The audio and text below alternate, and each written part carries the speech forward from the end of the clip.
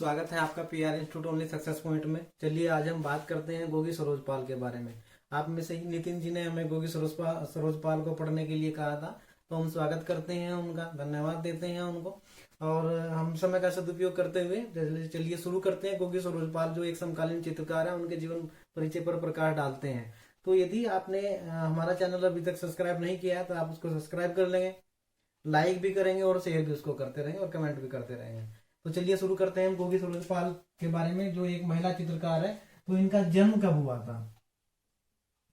तो इनका जो जन्म है 1945 ईस्वी में हुआ था। कहाँ हुआ था?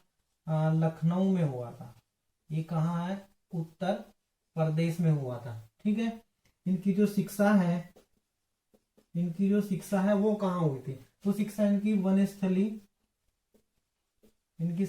वनस्थली कला महाविद्यालय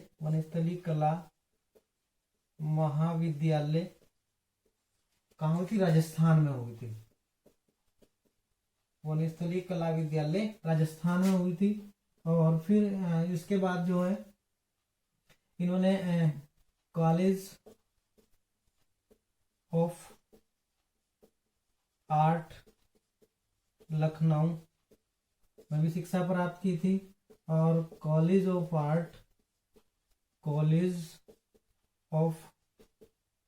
आर्ट दिल्ली में भी इन्होंने शिक्षा प्राप्त की थी। इनका माध्यम क्या रहा? इन्होंने अलग अलग माध्यम में प्रयोग किया है। मतलब इन्होंने माध्यम जो रहा है इनका, अलग अलग माध्यम में इन्होंने कार्य किया है। जैसे पेंटिंग में भी इन्होंने कार्य किया है। ठीक है ना, पेंटिंग भी इन्होंने बनाई है। और इसके बाद गोचे में भी कार्य किया है। सिरेमिक में भी कार्य किया है इन्होंने। बुनाई में भी कार्य किया है इन्होंने। मतलब बुनाई और पोट्री जो राजस्थान की बहुत अच्छी माध्यम रहा है राजस्थान का पोट्री। तो पोट्री में भी इन्होंने कार्य किया। तो इतने माध्यमों में इन्होंने कार्य किया। यह आ सकता है कि गोगी सरोजपाल ने सिरेमिक या मतलब इनमें से किसी के भी बारे में दिया जा सकता है और गोगी सरोजपाल के बारे में पूछ लिया जा सकता है। ठीक है ना।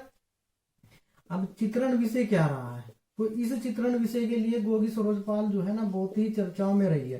गोगी सरोजपाल एक महत्वपूर्ण, बहुत ही इम्पोर्टेंट जो एक महिला चित्रकार रही है और इस अपने चित्रण विषय के लिए हर समय चर्चा में रही है गोगी सरोजपाल। तो चित्रण विषय उनका क्या रहा? इन्होंने अधिकतर जो है ना महिलाओं के, यानी कि एक लेखक भी रही है, तो इन्होंने महिलाओं के ऊपर बहुत अधिक चित्रकारी की है। हर प्रकार से चित्रकारी की है। जैसे समाज में महिला का सम्मान, समाज में महिला के साथ भेदभाव, उसकी व्यथा, उसके दुख, उसके दर्द, मतलब टोटल जो है ना महिला को बहुत इस प्रकार से दिखाया है कि समाज में किस प्रकार से महिला के साथ व्यवहार किया जाता है। तो गोगी सरोजपाल जो है एक ऐसे समकालीन कलाकार के रूप में चर्चाओं में है, जिससे कि उन्होंने महिला के एक व्यथा, एक दुख, एक व्यथा को संघर्ष करती हुई, महिला को समाज के साथ संघर्ष करती हुई, समाज के साथ लड़ती हुई, एक परिवार के साथ लड़ती, मतलब अलग अलग प्रकार से इन्होंने महिला के चित्रण में प्रयोग किया है। अमृता शेरगिल का भी कुछ प्रभाव इन पर रहा। अमृता शेरगिल ने भी जैसे मॉडल पद्धति पर आधारित कार्य किया था, बैठा करके इस प्रकार से कार्य किया। इन्होंने भी कुछ इस प्रकार से ही कार्य किया है। इन्होंने महिलाओं के नग्न जैसे वैश्याओं पर भी चित्रकारी की है। तो इस प्रकार से इन्होंने जो चित्रण विषय है, महिलाओं को अपना चित्रण विषय बनाया। तो इन्होंने गोगी सरोजपाल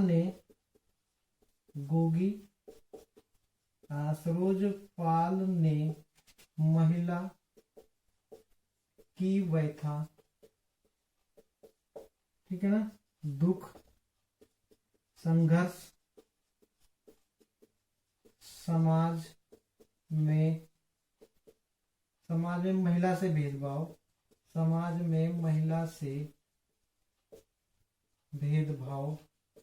ठीक है ना, समाज में महिला से भेदभाव आदि को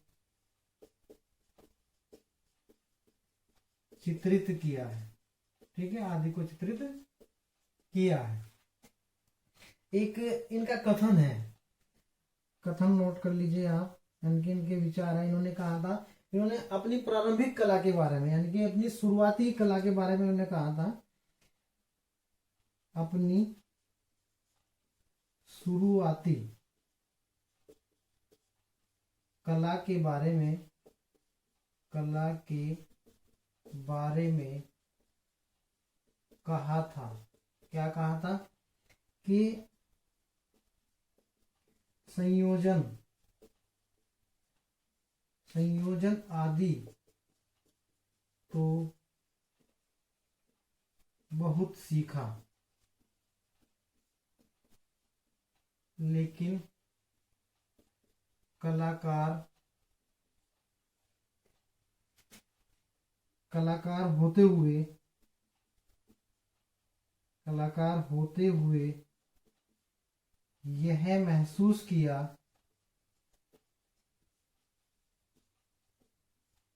कि कला, कला जो है प्राण, भाव, संवेग से अलग थी, संवेग से अलग थी। यानी कि इनकी जो प्रारंभिक कला थी, इन्होंने बाद में जब ये कलाकार बन गई थी तो उन्होंने यह महसूस किया कि जो कला है उसमें संयोजन तो बहुत है, संयोजन, ठीक है ना, संयोजन तो बहुत है, बहुत सीखा है उन्होंने संयोजन, लेकिन उसमें जो है ना प्राण, भाव, संवेग इस प्रकार से जो है ना चित्रकारी नहीं हो पाई थी। इन्होंने स्वयं अपनी कला के बारे में कहा है। ठीक है, नेक्स्ट यहां नोट कीजिए। अब जो वर्तमान में अब गोगी सरोजपाल कहाँ है, तो गोगी सरोजपाल अब जो है ना वर्तमान में जयपुर आर्ट समिति की एक सलाहकार और क्यूरेटर भी है, यानी कि वर्तमान में अभी भी। तो गोगी सरोजपाल, गोगी सरोजपाल आज जयपुर में या जयपुर आर्ट समिति, जयपुर आर्ट समिति की सलाहकार व क्यूरेटर है। ठीक है, चलिए अब इनके पुरस्कारों के बारे में अध्ययन करते हैं। आपने ये नोट कर लिया होगा पुरस्कार, इनको कौन कौन से पुरस्कार प्राप्त हुए थे।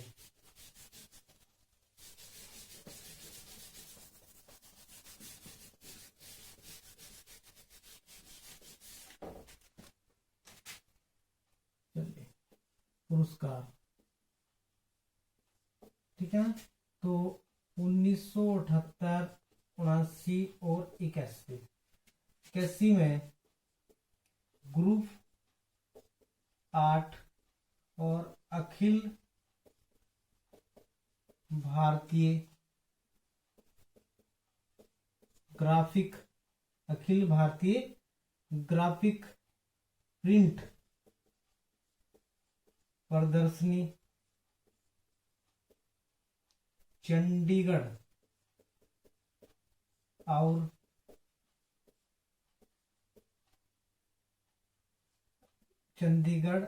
नई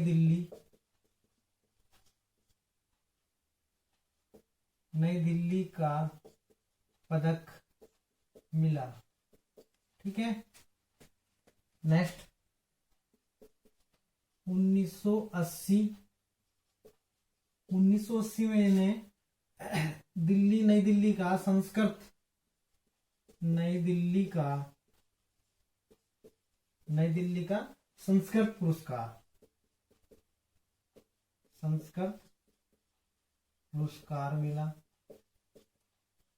ठीक है, 1981 और 82 में इनको ललित कला, यानी कि जो ललित कला नई दिल्ली में है उससे फेलोशिप प्राप्त हुई थी। ललित कला नई दिल्ली की फेलोशिप मिली। ठीक है, इसके बाद 1986 और 88 में इनको जो है वो राष्ट्रीय, यानी कि संस्कृति विभाग का जो है संस्कृति विभाग की फेलोशिप मिली थी। कब मिली थी? 1986 और 88 में संस्कृति विभाग, नई दिल्ली से फेलोशिप मिली। ठीक है। नेक्स्ट 1987 में अल्जीरियस में अंतर्राष्ट्रीय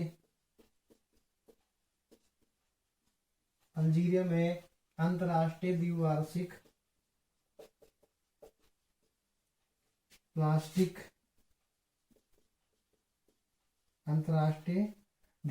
प्लास्टिक आर्ट्स पुरस्कार मिला। ठीक है। नेक्स्ट 1990 में ललित कला, नई दिल्ली द्वारा राष्ट्रीय पुरस्कार मिला। ठीक है। नई दिल्ली द्वारा राष्ट्रीय पुरस्कार मिला। नेक्स्ट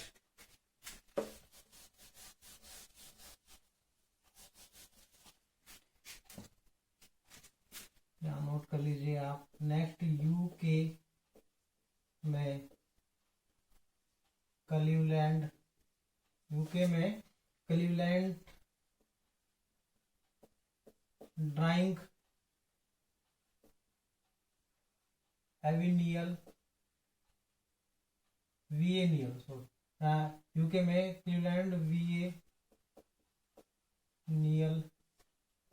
में पुरस्कार मिला। ठीक है। अब नेक्स्ट इनके प्रमुख चित्र देख लीजिए। प्रमुख चित्र कौन कौन से हैं? तो प्रमुख चित्र है being a, number 1 being a women, number 2 हट योगिनी, नंबर 3 कामधेनु, नंबर 4 किन्नर और नंबर 5 आग का दरिया। ठीक है। तो ये 5 जो चित्र थे इनके। बाकी मेन आपको पुरस्कार और इनके प्रमुख चित्र और इनके जीवन के बारे में थोड़ा सा मतलब समझा दिया, आपको नोट करा दिया, तो आप इसको अच्छे प्रकार से नोट कर लेंगे। आज के लिए इतना ही। नई वीडियो के साथ हम फिर से उपस्थित होंगे। आप इसी प्रकार से हमें अपना सहयोग देते रहेंगे, तो आप इसको बहुत अच्छी तरीके से याद करें, क्योंकि एग्जाम का जो सिलसिला है वो शुरू हो चुका है। आप एग्जाम की बहुत अच्छे से तैयारी कीजिए और इसी प्रकार से आप हमारा सहयोग देते रहिए। हम आपको नए नए टॉपिक के साथ आपके सामने नई वीडियो के साथ उपस्थित होते रहेंगे। तो आज के लिए इतना ही। आगे हम फिर मिलते हैं। आज के लिए बहुत बहुत धन्यवाद आपका। आप इसको नोट कर लेंगे।